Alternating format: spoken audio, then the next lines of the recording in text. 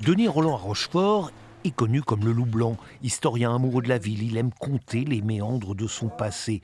Pour éditer sa brève histoire de la ville Arsenal, il a choisi les Petites Allées, une maison pas comme les autres, rochefortaise bien sûr.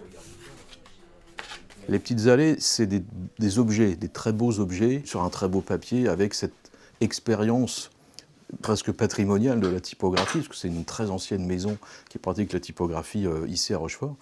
Et donc c'était forcément, pour moi, c'était très, très émouvant même de pouvoir travailler avec eux. Et oui, ici on cultive la typographie au plomb depuis 1820.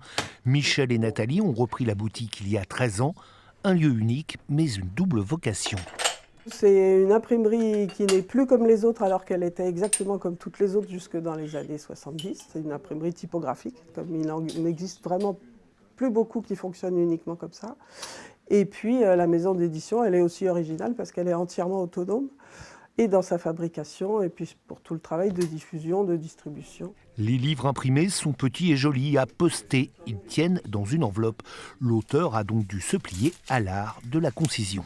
Pour les grands bavards comme moi, c'est salutaire de faire des choses un peu ramassées, synthétiques, très synthétiques, et de se demander enfin, mais qu'est-ce qui est vraiment important dans cette longue histoire rochefortaise? Qu'est-ce qu'on a envie de mettre en avant quand on a juste voilà, un quart d'heure de lecture à proposer aux gens?